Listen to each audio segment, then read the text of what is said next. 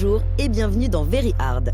Vous connaissez sans doute le MO5, un des 2 micro-ordinateurs choisis par l'Éducation nationale française, et ce, afin de familiariser les enfants à l'informatique.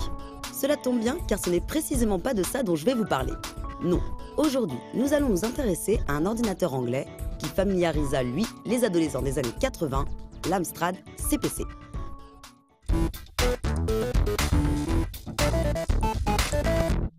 L'Angleterre fut l'un des pays européens où l'informatique personnelle se développa le plus rapidement. La légende raconte même que ce fut ici que s'implanta la première boutique dédiée à ce domaine en Europe. Mais ce fut surtout dans ce pays que naquit le concept d'informatique personnelle à prix abordable.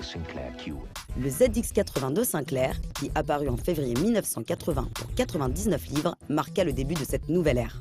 Il précéda ainsi la politique de l'américain Commodore, qui, avec son VIC-20, prônait le slogan « Computers for the masses, not the classes ». Ces 2 machines servirent de test grandeur nature et contribuèrent à agrandir le cercle des utilisateurs, jusqu'alors réduit aux seuls hobbyistes et programmeurs.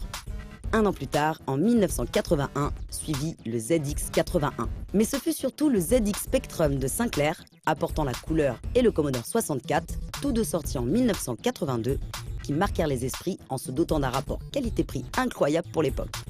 Ils étaient destinés à enfoncer le clou en proposant plus de performance, ce qui séduisit irrémédiablement le grand public.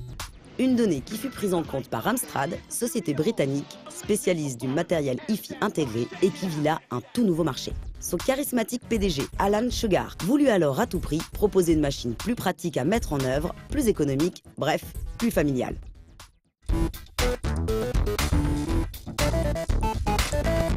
Ce fut ainsi qu'en 1983, Amstrad commença le développement d'un hardware destiné à être abordable et facile d'accès pour les programmeurs. Le 6502, processeur 8 bits de chez MOS, fut alors choisi comme CPU. Un processeur qui était déjà assez répandu et qui équipait entre autres l'Apple II, le VIC-20 et le C64. Le début du projet s'avéra des plus chaotiques, ces 2 ingénieurs en chef disparaissant du jour au lendemain. Alan Sugar et son directeur technique Bob Watkins firent alors appel à Roland Perry de chez Ambit pour reprendre les rênes du projet. Mais un autre problème se posa au niveau de la partie software. En effet, à cette époque, les micro-ordinateurs ne disposaient pas vraiment de systèmes d'exploitation tels que ceux que l'on connaît aujourd'hui. La plupart démarraient avec un BASIC, un langage de programmation libre et universitaire, créé en 1964. Un langage dont une petite compagnie du nom de Microsoft s'était accaparé le marché. Mais pour sa part, Alan Sugar rechignait de faire l'acquisition d'un BASIC aussi cher. Et ce fut ainsi qu'une société appelée Locomotive Software se retrouva en charge du projet. Malheureusement, la conversion de leur BASIC sur le 6502 représentait 8 mois de travail, leur version originale étant plutôt conçue pour un microprocesseur Z80. Amstrad, pressé par le temps, décida alors de changer ses plans. Le CPU choisi fut donc finalement un autre microprocesseur 8 bits, lui aussi très répandu, le Z80 de Zilog. Un microprocesseur compatible avec le 8080 d'Intel. Une situation qui fit aussi les affaires de Mark Eric Jones de chez MEJ, l'ingénieur en chef responsable de ce projet, alors baptisé Arnold. Un nom qui se transformera quelques semaines plus tard en Color Personal Computer ou tout simplement CPC.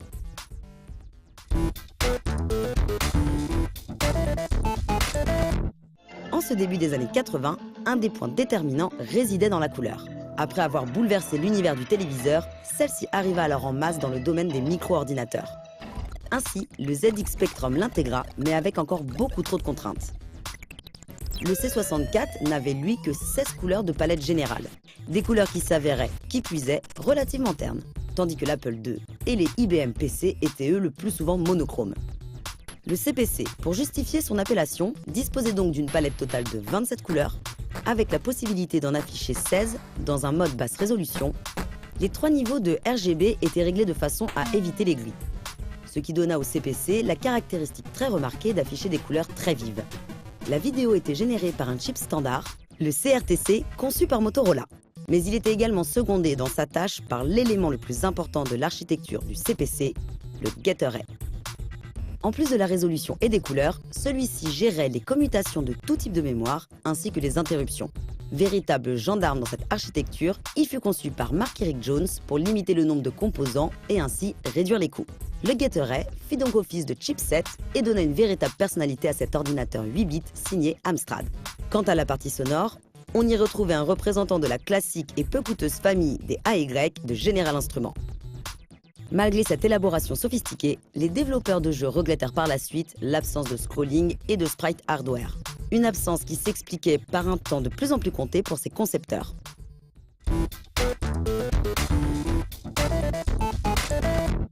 Hormis la conception du hardware, la stratégie et le concept d'Alan Sugar tenaient dans le développement d'une offre extérieure innovante. Son raisonnement était simple. Amstrad ayant été un précurseur dans les chaînes Hi-Fi tout en un, il était donc tout à fait envisageable de transposer ce modèle au CPC, ce qui leur permettrait de faire des économies sur le nombre de composants et surtout sur l'alimentation. Et ce, en alimentant l'unité centrale, le magnétophone ou le lecteur de disquette ainsi que l'écran simultanément. De cette façon, le prix de fabrication du CPC fut optimisé et son branchement simplifié. Une idée on ne peut plus astucieuse. Dans les faits, Amstrad put donc commercialiser des configurations complètes, là où pour un prix similaire, ses concurrents comme le C64 n'avaient au mieux que l'unité centrale et le lecteur de cassette. De plus, l'offre intéressa particulièrement les parents, n'ayant désormais plus l'obligation de céder le téléviseur familial à leur progéniture. Il ne restait donc plus à Amstrad qu'à dévoiler le CPC 464 et à le faire connaître du grand public. Dès sa sortie en juin 1984, le CPC 464 connut la consécration auprès du public, séduit par ce concept pratique et tout en un. Alors que Sinclair et Commodore s'étaient, eux, distingués par leur prix abordable, mais pour une offre fragmentaire où il fallait acheter séparément la mémoire de masse, voire un moniteur. Le pack Amstrad incluait, lui, justement, un moniteur couleur ou monochrome. Moniteur qu'il était d'ailleurs possible de transformer en téléviseur par le biais d'un tuner. En mai 1985, Amstrad sortit le CPC 664. Sa seule différence notable était un lecteur de disquette 3 pouces de format Hitachi, mais déjà désuet. Le CPC 6128 sortit en exclusivité aux États-Unis en août 1985. Et il fut d'ailleurs le seul modèle que peu d'Américains se procurèrent, l'Apple II et le C64 ayant conquis ce territoire. Mais le 6128 ne remplacera le 664 en Europe qu'en fin d'année, car sa mémoire supplémentaire répondait alors à une forte demande du public. Pour la partie commerciale, Amstrad, comme beaucoup de fabricants d'ordinateurs familiaux, jouait sur deux tableaux. D'un côté, leur gamme était mise en avant comme de véritables machines de jeu, mais de l'autre, celle-ci s'avérait également capable de faire tourner des programmes sérieux, et ce, à destination de toute la famille. Une caractéristique qui devint l'argument principal des enfants et adolescents pour convaincre leurs parents. Quant au marketing intense et innovant d'Amstrad, il toucha sa cible principalement en France et en Espagne, en plus du Royaume-Uni. La recette Amstrad fit également mouche auprès des éditeurs et autres créateurs de jeux européens. Ceux-ci dotèrent rapidement le CPC d'une ludothèque riche et variée. Les développeurs venant du ZX Spectrum y adaptèrent facilement leur production et de gros éditeurs anglais tels que US Gold et Ocean furent d'excellents fers de lance avec une politique massive d'adaptation de jeux d'arcade japonais. Une politique qui permit aux joueurs de l'époque de découvrir ces titres qu'ils ne pouvaient se procurer autrement. Les éditeurs espagnols et français, comme Ubisoft et Infogrames, talonnèrent de près leurs homologues anglais avec un nombre incroyable de jeux originaux. Seuls les pays germaniques s'avérèrent peu portés sur le CPC, une situation qui pouvait s'expliquer par le fait que sa commercialisation était prise en charge par Schneider, un fabricant de matériel Hi-Fi.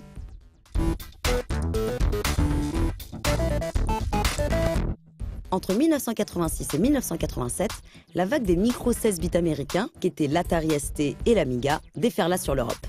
D'abord coûteux, leurs prix baissèrent de plus en plus rapidement grâce au boom de la production des composants électroniques.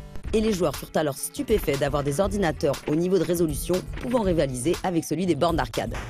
Une situation qui n'augurait rien de bon pour Amstrad. Mais la firme britannique, qui s'était mise entre-temps à la production de compatibles IBM PC, au lieu de contre-attaquer avec une gamme de 16 bits, essaya quand même de faire bonne figure. Une mise à jour de la gamme CPC appelée Plus sortit alors en 1990. Celle-ci offrait 32 couleurs affichables sur une palette de 4096, un port cartouche, un scrolling et 16 sprites hardware.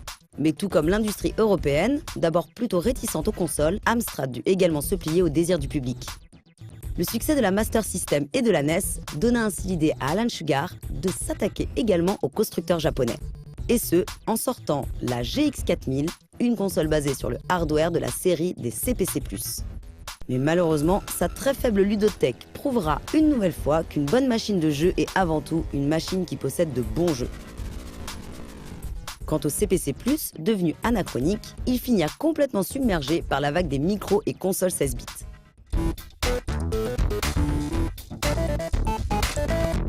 Aujourd'hui, la communauté des passionnés et développeurs amateurs sur CPC continue de fournir des jeux et démos exploitant à merveille la flexibilité du duo CRTC Get-Array. Car l'Amstrad CPC représente pour beaucoup le premier micro-ordinateur, celui qui sut convaincre les parents, mais aussi le premier contact avec les jeux vidéo micro, ainsi qu'une formidable machine d'initiation, moins austère que beaucoup d'autres. Avec pas loin de 2 millions de machines vendues en Europe, le CPC participa ainsi grandement à la familiarisation du public avec l'informatique. Mais le manque de vision sur le long terme d'Amstrad mettra fin à un des plus beaux coups de poker de l'histoire de l'industrie des micro-ordinateurs familiaux. Une situation qui laissera le champ libre aux machines 16 bits. Mais ça, c'est une autre histoire.